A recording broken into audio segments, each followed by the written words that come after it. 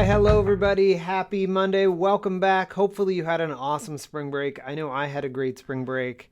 You'll see a little bit of my spring break in this video, hopefully.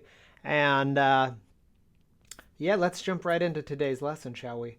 So I really enjoyed seeing your Google Slides animations. I know that students have a lot of fun creating those. And so we're going to kind of stick with our design mode for this week. And what we're going to do is we are going to find some pictures online, and we're going to make some designs, and we're going to use those in logos for Heron TV. So some of the designs you make may end up on an upcoming episode, so that'll be pretty exciting. So it is March 29th. We're already into April. You're going to be back in school in no time if you're coming back. So that's crazy. Also, it's been a year, right? So let's jump right into the lesson. So this week's goals, we are going to learn the fundamentals of graphic design. Just like with anything, there are fundamentals that need to be followed in order to be able to create effective designs. You have to be able to walk before you can run. Not saying you have to always follow these rules to a T, but think about this. Michael Jordan knows how to dribble a basketball, and he knows how to do a bounce pass and how to make a layup. Those are fundamentals of basketball. So you're going to learn the fundamentals of graphic design. There are certain rules that you need to know how to follow in order to make great designs. So we're going to learn that. We're also going to learn how to download images from the internet that are fair use. So you've probably found images online for most of your life, but today you're going to learn how to find images that you actually have the rights to use. And then what we're going to do is we're going to use the Google Drawings to create a logo. You're going to get to choose from anything that we might see on Heron TV. You might have just a general Heron Television, the official news of HVMS, a joke of the day, random fact of the episode, quote of the week, you name it. If it's on Heron TV, it needs a logo, it needs a title screen, and you're going to create some using Google Drawings to create whatever you like. You're then going to download that as a JPEG and attach it to the assignment. So please make sure to do all those things. And then we'll be making some amazing designs. So here we go. First off, I want you to think, what types of things do you think a graphic designer does? You've probably heard this before. As part of their job, what types of things? So pause for a moment. All right, if you thought that it was someone that uses design elements such as typography or images, right, words and pictures, to convey information or create an effect. So maybe that is creating posters for movies that are advertised, right? A cereal box, right? How about a book, right? The title on a book. You'd have a title, you'd have an image, thinking about background colors, things like that. So graphic design is really just creating images that are used to convey information or create an effect. When you look at a poster, you know what that's about. Maybe it's advertising something. Maybe it's creating a mood. Maybe it's a sign that says stay 6 feet away from each other, right? All of these things are designed by graphic designers. All right, the 5 fundamentals of graphic design. We've got 5 things to follow. We've got lines, shapes, forms, texture, and balance. So you've probably heard most of these before, right? These aren't new words, but thinking about how we're going to use them is all about the fundamentals of graphic design. So first off, here's our essential question. You probably have essential questions in your other classes. And I want you to ask yourself this question all the time.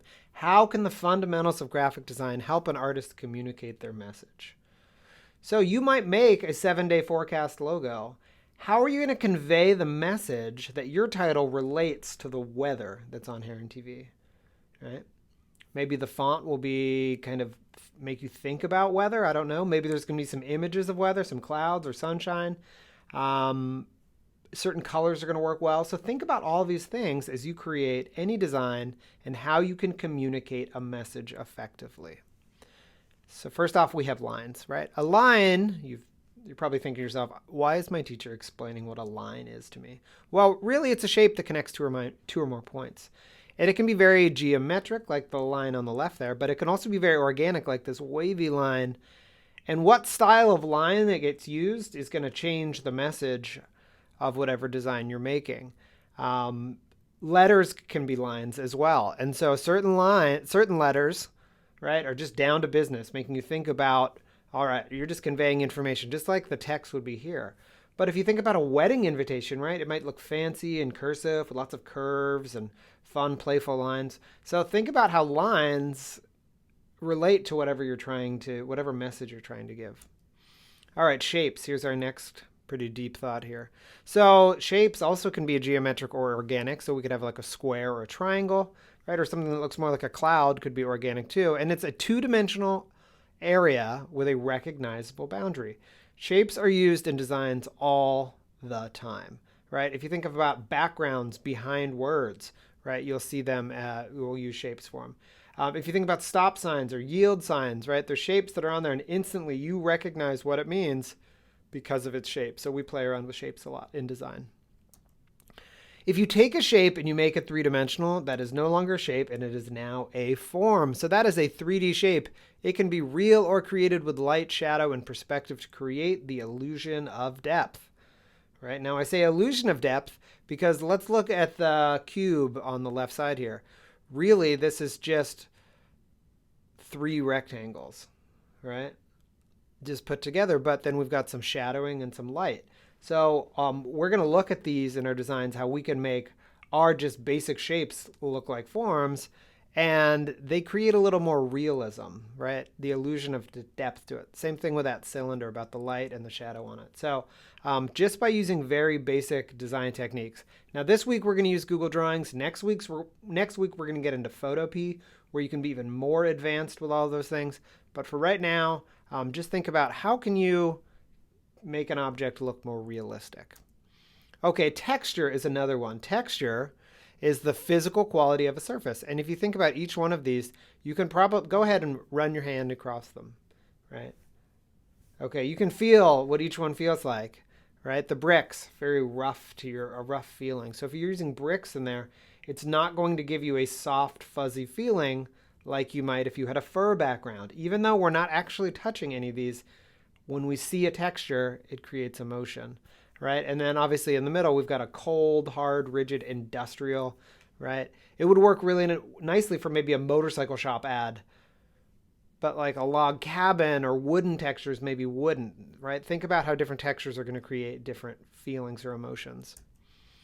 All right, the last one is kind of the most complicated, but it's going to make a lot of sense as we look at design and as we look at photography in the coming weeks. So we've got 2 ways to create balance. It's the equal distribution of visual weight, right? So think about this frame you're looking at right now. So I'm going to cut away from the slide. Look how we have me on one side and the microphone on the other, right? So as you're looking at this in one whole thing, there is some visual weight to it. If there was no microphone, and the sound's going to get bad for a minute. If there's no microphone in the shot, you're kind of wondering, why is Mr. Oliver off to one side of the frame? But now I've got some visual weight here. Hopefully that sound is adjusted correctly. So that would be asymmetry in a frame, just like the green cube and the actual cube, versus symmetry would be centered right in the middle. And notice when I'm centered right in the middle, it's, unless every element of my shot, sound's going to be bad for a minute. I can't even get this out. You get the idea, right? Unless everything in my frame is 100% symmetrical, which right now it's not. It feels a little awkward, right? Having that visual weight, and sound is probably better too, having that visual weight looks much, much better. Okay, so just a couple things to think about for that. Also, think about my studio that I set up right here. Notice I have this seam. I try and sit right on it, because then it's a natural flow from one side to the other. Just little things to think about, right? Having the coffee table having the coffee cup out of focus on the table there, right? Lots of little design tricks that I do just when I'm trying to set up a frame to look nice. All right, so we have symmetry and asymmetry. You can look at each one of these and think about how those can work together in your design. You might choose to do a symmetrical design, but you might also choose to have something that has visual weight that takes up the other part of the frame, and we'll see how we can work with that. Okay, so there's a video here that goes over exactly what I just talked about, but in a very, it kind of puts kids to sleep. But I recommend taking a look at it. I'm not going to play it right now, but it's embedded into the slides. Goes over all 5 of those fundamentals. So take a look at it. And then when you look at this image here that we have that says design, see if you can find all 5 fundamentals represented in this drawing right here. So take a moment and look at that. All right, first off, let's look for lines. Do we see any lines here? Well, remember I said letters can be lines, so we've got each of those is going to be the line involved here. Okay, now let's think about our shapes. do we see shapes? Right? I see both the cards that the letters are on and the push pins, right? But both of those actually have some three-dimensional look to it because there's a shadow behind them. So maybe that would even be more of a form. And the push pins look three-dimensional because it's two circles that are offset, right? So there's a form, right? And then we also have texture, right? Does this feel sticky to you, right? Like the paint that's spilled behind it, still wet, still creative ideas are being formed, right? See how it creates an emotion. And then lastly, let's look at balance. Notice all the letters are not hanging at the same height, but there's a balance to it because of the different sizes that work together in order to make it look straight, even though that they're different sizes. So you can have all 5 fundamentals are demonstrated right there in that design. One of my favorite images to use with students. Okay, you are going to design a logo today, and you are not going to come up with a company name. You're going to come up with something for Heron TV. This was an assignment that I did in the past. I highly recommend you check out both of these videos. This first video is by a graphic designer talking about the steps she goes through to create a logo. Excellent video. And then at the bottom is kind of fun because this has famous companies with hidden messages in their logo. So when you look at it, one that stands out to me right now is the FedEx one. And once I tell you these, you'll never be able to unsee them. But you notice there's an arrow in FedEx right there where the E and the X create, like pointing like it's heading in the direction of getting your product to you on time. So kind of fun. Take a look at this video. I think you'll like it. All right, so we're going to create a logo. And one task of a graphic designer is to create and design logos the businesses use for their projects. So thinking of logos for different companies that we have, right? You can probably visualize some in your brain right away, right? If I say McDonald's, you probably already thought of the golden arches, right? Or if I say Nike, you're probably already thinking of the swoosh, right? There's a Beats logo, right? The arches, right? So a lot of times logos don't even have to say the word, but it just conveys that because it's such a strong connection to it, right? You'll probably want to add words to your title, to your logo for part of Heron TV because we don't have that recognition yet. But think about images that will make it feel like whatever you're trying to convey. So, right, sometimes you'll just see words written out stylistically, whether it's ESPN or Canon. All right, color choice in your design, right? And we're not going to get too deep on this, but green and blue are some very like soft colors that give you this reassurance. And so that's why a dentist office is going to use colors like this. Versus you're not going to want red on a dentist logo, right? Excitement. The last place we want to have excitement is at the dentist office. So you can kind of go through these colors as you're choosing. And yeah, feel free to pick whatever colors that you like. But just know that colors sometimes convey an emotion already. So try and match that with it a little bit. Okay. So we've got a couple different designs we just want to look at real quickly here, right? The Adidas design has lots of lines, lots of shapes working together to create a shape, which is fantastic, right? Here's a show on Netflix called The Crown. And here is a great example of balance, right? Look how symmetrical this is, right? And use of kind of shapes, like the O acts like a head with a crown over it. Really nicely done for designs. True or false? Here's a question for you. Any picture that you find online can be used for your projects. It is, ding, ding, ding, ding, ding, false, right? You can't just use any picture, right? Now, no one's going to come after you for using a picture that you don't have the rights to use, but as your media arts teacher, it is my job to inform you of the laws and the ethics that go along with using images. So I'm going to show you how to do this. So what you're going to do is when you search for an image directly in a Google drawing, right, just like for this project, those automatically will be ready to and I'll go through this in a second, will be already have permissions to use, okay? But you may go beyond that if you're just using Google to search, and let me show you how that works. When you do, you're going to do an advanced search. So you'll go to google.com, searching for images, and you can do an advanced search. And in that advanced search, you can select Creative Commons pictures, right? Then when you search for images, you will have the rights to use them. I'll search for one in just a second and show you. Okay. once you save an image, let me show you what this is going to look like. You don't want to save just a thumbnail of an image. You want to save the full size image.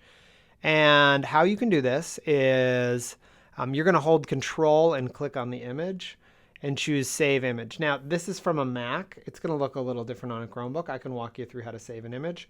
But you want to just try and save it, and then you're going to save it on a Chromebook would go to your Downloads Manager in your files. But so we're going to save that, and generally it's going to be as a JPEG. That's a pretty standard file. You might be looking for PNGs. That's just kind of explaining what that is. Then you'd hit save. Okay, look at this picture. Lovely looking frog. Blurry picture. Let me show you something. Right, this is a thumbnail. Right, just like the little preview picture. And look how low that resolution is. It's 255 by 198 pixels. Right, that is not very large.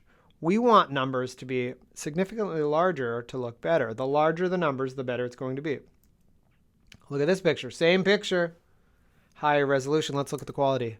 Right, this is 1951 by 1512. So roughly this would be 1920 by 1080 would be what is standard HD, which I'm filming in right now. Your television at home probably does most of its stuff in this unless you're choosing a 4K option, which would be 4,000 pixels. But it looks pretty good, right? You don't have any issues. But notice we've got a larger number, so stick with big numbers for good looking pictures. All right, and then also, for me, you don't need to do this, but for your other classes, save the links to the images you use. You can just put them at the end of a presentation, or you can put the link right under a picture just to give credit to the owner. Just like you would use a works cited list when you were doing research, the same thing. These are images you're probably not taking, you're just finding on the internet, and you can save them. We're going to use a lot of images for this class, so I'm not going to make you do it for each one. But I do want to show you how this picture is watermarked, right? Look at this. It says something. I can't even tell what it says. But it's watermarked because they want you to buy it. And so deposit photos. I could find, there's the ID for it. I could go to them. I could purchase a license to use this picture. And that's how this photographer makes money. So please don't steal their work if they're going to go as far as put a watermark on top of it. Okay? So no stealing. Use pictures you have the rights to use. All right, so now let me walk you through making a logo. So I'm going to open up my Media Arts folder, and I'm going to make this. And I will walk you through the process that we just went through. So first thing I'm going to do is I'm going to go to my drive. And in my drive, I'm going to open my folder, Mr. Oliver Media Arts. There's my folder. All right, notice I've got all of my assignments from the week. You should see icon format. Right, you should see your Google Slides animation. Oh, I don't have that in there. Oh, animation. Okay, good. So you should have your files that you're making for this class. And every time that you just hit new, you're going to be good. So we're going to go ahead and make a new Google drawing. You have to go to more for this one. And now create and share. It's going to be in there. And we're good to go. All right, first thing I want to show you. Notice I'm not giving you a template because I want you to learn how to control this yourself. You're going to go in. You're going to call this HTV logo. All right. If you want to call it 7-day forecast logo, that's fine too, whatever you make it for. And then we're going to go to File, and we're going to go to Page Setup. We're going to make this 16 by 9 because that's what Heron TV's in, and this is going to be used for Heron TV. Let's go ahead and make it there. All right, first thing I want to do is I want to show you how to change the color. So I could go into the background, control click, right click, go to background. All right, this is the same as we've done for other things before. So I wanted to make a gradient blue. There I have it, gradient blue. Okay, we're going to probably use word art for this, so I might do insert word art. Here we go. We're going to say 7-day forecast. All right, there's my 7-day forecast, but that looks a little weird on top of blue. I'm going to maybe fill it with a gradient. Do I want it on a gradient? Maybe, that could look kind of neat. Let's change the font though from maybe Anton looks nicer. That's kind of cool. I'm going to then maybe go in and adjust my border weight. Too much. Let's turn that down a bit. Oh, there we go. See, now this is going places. All right, I like where I'm going with this. And then now I'm going to go into Format Options, Remember, we're going to take something that looks like just a shape, turn it into a form. One way I can do that is by drop shadow, right? Let's add that distance a little bit. Ooh, too much. But then I'm going to change the angle, so it looks like it's coming off. There you go. I like it. By the way, if you're going to do 7-day forecast, forecast is spelled F-O-R-E-C-A-S-T. If you make any spelling errors, I'm not going to use it on Heron TV, so just double check your spelling before you spend all your time on it. Okay, now let's search for some images, because I could just do insert image, search the web, and I could say clouds PNG, right? And I could take some clouds and I could add them in. But you probably already know this. Let's see if that's actually a PNG. Ooh, that's kind of cool. Maybe I'll use that one. All right, but at any rate, I want to show you how to go to google.com. And what I'm going to do is I'm going to do a search. Now I'm going to look for clouds. But I'm going to do an advanced search. So I'm going to do settings, advanced search. And now I have all these options to go for, and I'm going to go to usage rights, free to use or share, even commercially, free to use or share, or modify. I like it. Let's just do free to share or modify. I'm not using this commercially, so I'm allowed to do that. And I could just hit advanced search. Now I'm going to start seeing images that have followed that. So if I now go into all... Let's see if I click on one, then I can just search through them. Okay, so here's lots of clouds that I'm able to use. So let's click on a picture. Find one we really like. That one is actually kind of cool. And look at that, 2601 by 1267. That's going to be big enough. I'm going to save it to my computer. That's Control-click on my Mac. Probably Control-click on your Chromebook also. I'm going to save image as desktop JPEG, cumulonimbus. That's pretty exciting. All right, and then now that it's on my desktop, I should be able to see it. Where's cumulonimbus? That didn't seem to save. There's Mrs. Gaudio. Hello. Taking her yearbook picture today. Where did my picture go? Oh, there it is, cumulonimbus JPEG. So I'm going to go to my logo. I'm going to add this picture, and I can add it on. So there we go. That is how you take a picture legally. Maybe what I want to do is make this bigger like that. And then I'm going to Command Shift and down to send it to the back. And that's kind of neat. Now this cloud doesn't really fit, but maybe what I do is go ahead and take that, put that right in the cloud. There we go. I've got myself a drawing. Maybe I'm going to trim this a little bit too, right? I could come in, and if you double click, you can crop. I think that looks kind of cool. Let me make it a little smaller. And now I'm going to show you this too that I might like to do. Notice the little red line appears. Let me try that again. I'm going to center it. I think that looks pretty good. I want to make sure the top and the bottom are about centered. That's pretty neat. I'm going to make this a little bit smaller, not losing its dimension, so I'm going to hold Shift as I make it. I'm going to add this here. And I like most of what's going on here. I think that looks pretty cool. I want to show you a design element though. Right now it's just basic. It's just a picture over top of a background, even though it's gradient. So one design trick that I like to use is add a shape. So I'm going to just add a rectangle on top of this. And I want to add some contrast. So if I've got white, or if, I'm sorry, I gave it away. I want to add some contrast. If I have blue in the back, and I want to make some separation, like it's a framed thing, like a picture that's matted, I could make this white. And if I do that, in fact, I could make my line around it white, so you wouldn't even see it. It would just be like it's seamless. And then Command and down. There we go. Now I have a framed picture on here. I can adjust it just right. And when I like it, I'm good to go. So I like this. I think this is a pretty cool image. I could easily use this on the weather. So now I'm going to save it. Right? File, download as a JPEG. And I've made myself a logo. So feel free to make it about anything you want. I'll leave a list in the description on this assignment of all the different titles that we could do for. But go ahead, and I want to see some design techniques. I want to see you trying to find an image online. I want to see using some shapes with things. I want to see some shadowing, things like that. In fact, Maybe I should try shadowing my, maybe I'll shadow that as well to see how that looks. I could match the shadowing, right? If I change the angle a little bit. Is that good? Is that better? I don't know how I like it. I'm going to make it really transparent though, so it's super subtle. You wouldn't even see it. Oh, that's very dark. That's not at all. Subtle. I like it. Okay, so there you go. Hopefully you liked my secret word. In fact, you know what? I didn't do a secret word yet, did I? Uh-oh. Well, you know what? It's kind of cold in here, so let me go to a warmer place.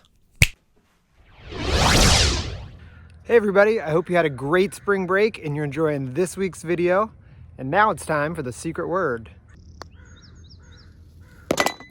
You guessed it, the secret word is golf. That's right, golf is the secret word. I got to play a lot of golf over spring break. It was pretty relaxing, so hopefully you had a relaxing break too. Don't forget kids, the secret word is golf.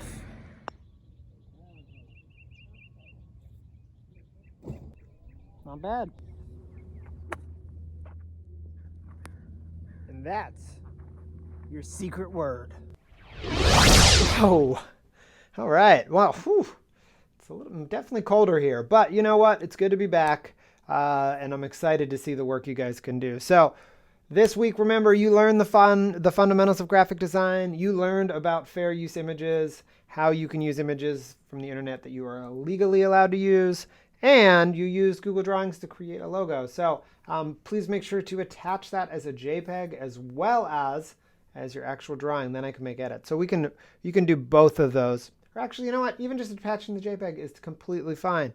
So that's it for this week. Don't forget to take the secret word quiz.